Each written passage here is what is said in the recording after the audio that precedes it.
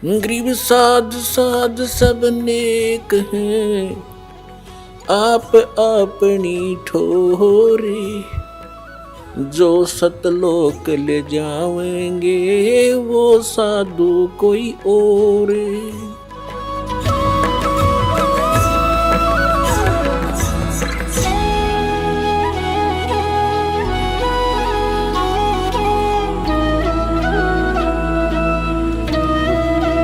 अब जो प्रसंग हम आपको सुनाने जा रहे हैं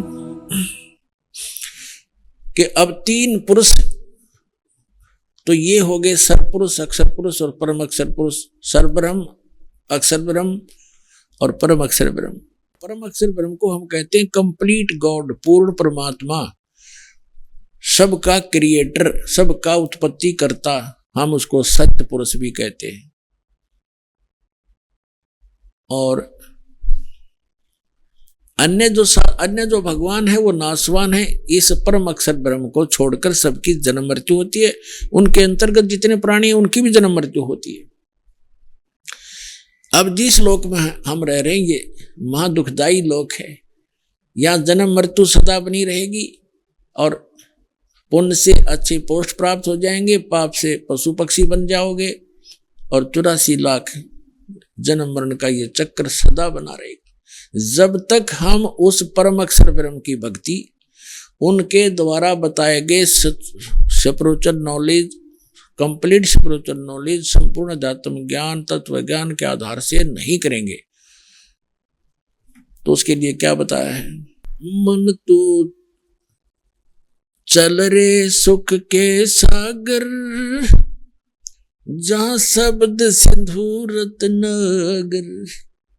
मन तो चल रे सुख के सागर, जहां शब्द सिंधु रत्नागर। आपको सबसे पहले सुख सागर की डेफिनेशन बताते हैं, परिभाषा बताते हैं। सुख सागर किसे कहते हैं? शंखों लहर मेर की उपज, कहर नहीं जा कोई, दास गरीब अचल अविनाशी, सुख का सागर सोई। शंखों लहर मेहर की उपज, कहर नहीं जा कोई, दास गरीब अचल अविनाशी, सुख का सागर सोई। जहां शंखों लहर मेहर की उपज और कहर नहीं जहां कोई, दास गरीब अचल अविनाशी, सुख का सागर सोई। आदरणीय गरीबदास साहिब जी गांव छुड़ाने जिला झज्जर हरियाणा में हुए हैं। इनको वो हमारे पिता मिले थे आकर, वो परमात्मा आए थे, उस दृढ़ भक्त को मिले थे। एक जाट थे, किसान थे, 1400 एकड़ जमीन थी। कोई मांगने खाने वाले, कोई भिखारी नहीं थे, या कोई रोजी रोटी के लिए कथा सुनाने वाले नहीं थे। ये खुद समर्थ थे, संपन्न थे।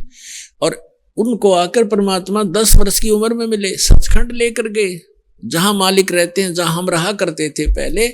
हम यहाँ काला पानी आगे वहां गलती करके, अब हमें वापस ले जाया जा रहा है सुधार करके।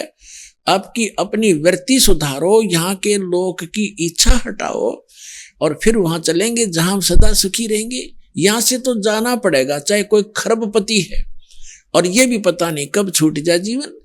तो इस यहाँ की वस्तु की आशा करे, तेरा धिक्कार है। अज्ञान भरा हमारे अंदर, बगैर ज्ञान के हम यहीं फंसे बैठे रहे। अब परमात्मा यहाँ बताते हैं कि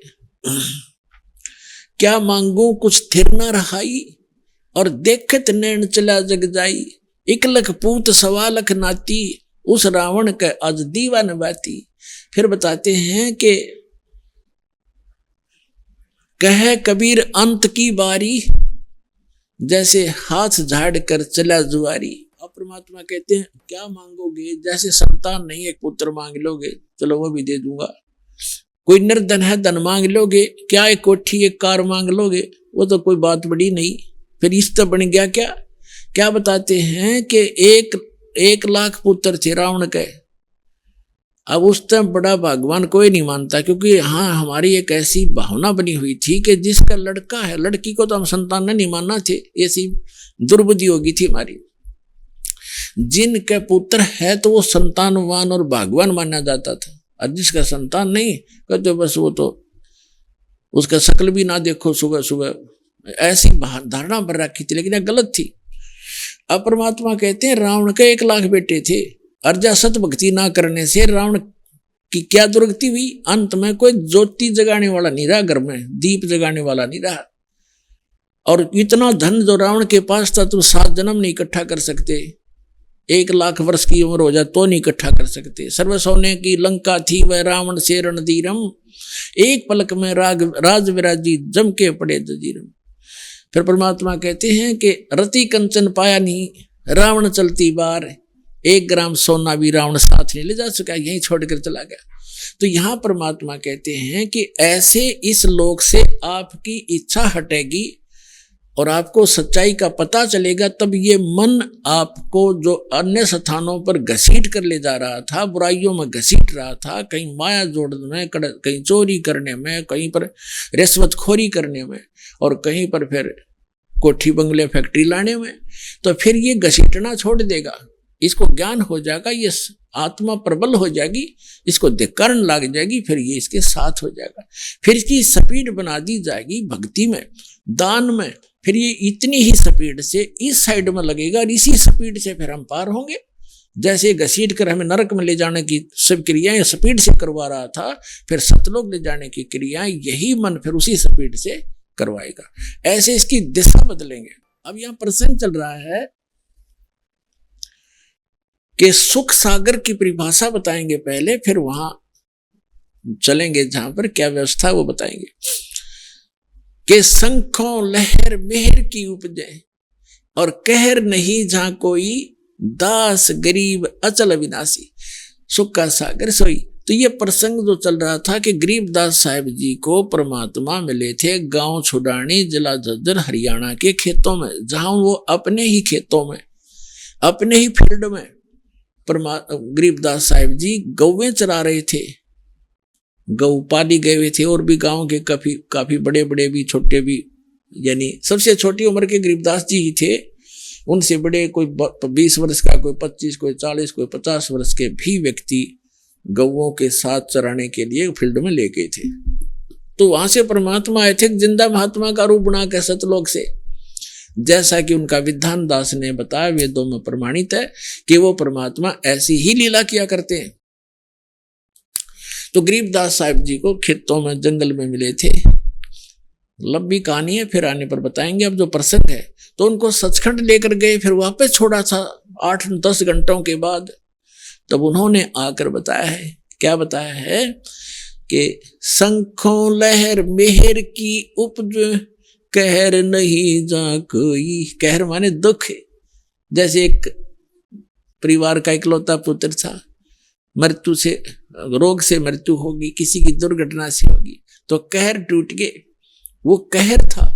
या हम किसी को सताने के लिए प्रयत्नशील होते हैं, या किसी और सारा दिन हम 2 रोटी के लिए ही जंग होते रहते हैं। तो कहने का भाव ये है कि वहां शंखों लहर मेहर की उपजे कहर नहीं जा कोई, वहां कोई दुख नहीं। अब जैसे इस दास के साथ बहुत बार बनता है, पहले भी बनता था कि जैसे अकेला होता हूं तो एक बार ऐसी हिलोर उठती है अंदर से, जैसे कोई कितना ही हमें सता रहा हो, कितना ही दुखी कर रहा हो, उसके प्रति भी दोष नहीं आता, उसके प्रति भी द्वेष नहीं होता, कोशिश करने से भी नहीं होता, सब अपने से लगते हैं। लेकिन वो होती है कुछ अक्षणों के लिए, और उसके जाते ही अंदर फिर वही गंध भर जाता है, वही राग द्वेष, वो ऐसा कर दूंगा, उसने ऐसे कैसे बोल दिया, वो क्या समझता है अपने आप को। तो वो सारा गोबर फिर अंदर जो का त्यों प्रभावित हो जाता है। तो परमात्मा कहते, गरीबदास साहिब जी कहते हैं, उस सतलोक में जाने के बाद आपको ऐसा बॉडी मिलेगा जिसमें ना बीपी हाई हो ना लो हो, और वहां का आहार इतना अच्छा है, वहां विकार उत्पन्न होते ही नहीं, चाहने से भी नहीं होते। जैसे छोटा बालक है 2, 3, 4 वर्ष का, उसमें कोई विकार होता ही नहीं, कोशिश करने से भी नहीं हो सकता। काम, क्रोध, मोह, लोभ, अहंकार, उसमें कुछ होता ही नहीं।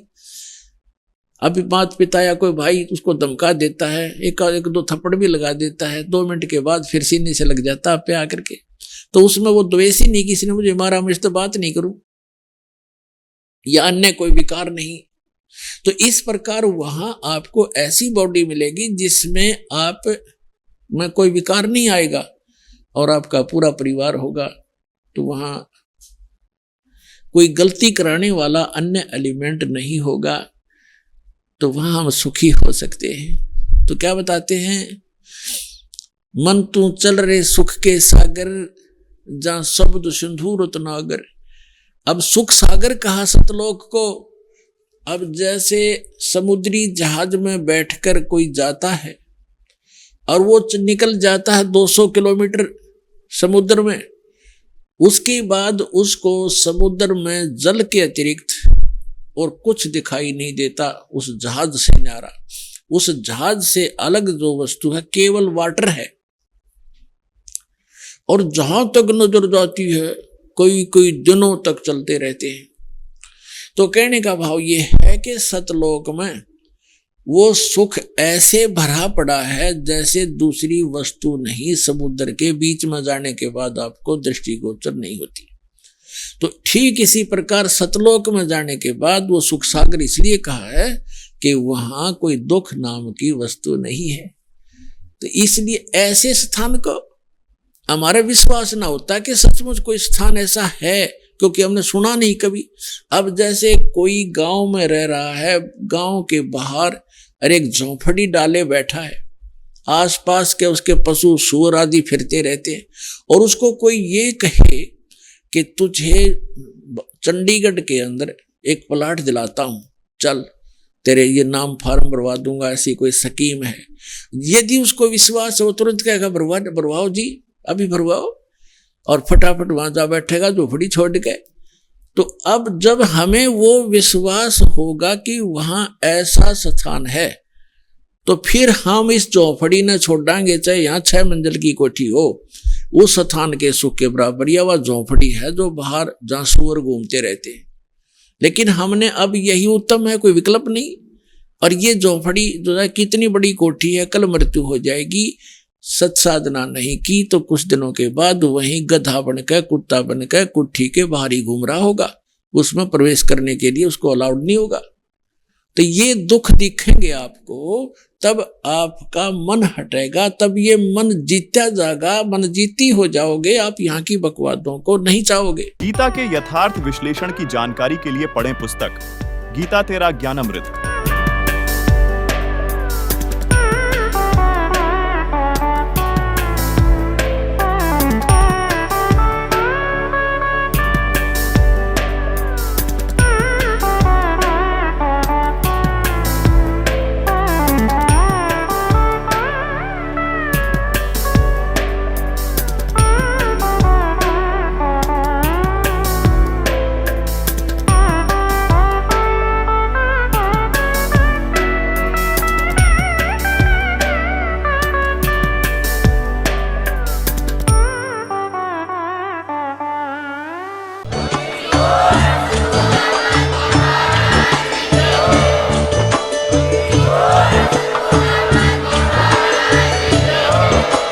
आप सुन रहे थे जगत गुरु तत्वदर्शी संत रामपाल जी महाराज जी के मंगल प्रवचन। अधिक जानकारी के लिए विजिट कीजिए हमारी वेबसाइट www.jagatgururampalji.org। संत रामपाल जी महाराज जी के शुभ आशीर्वाद से पूरे विश्व भर में 500 से भी ज्यादा नाम दीक्षा केंद्र हैं, जिन पर संत रामपाल जी महाराज जी द्वारा ऑनलाइन निशुल्क नाम दीक्षा दी जा रही है। अपने नजदीकी नाम दीक्षा केंद्र का पता करने के लिए संपर्क करें 8222880541।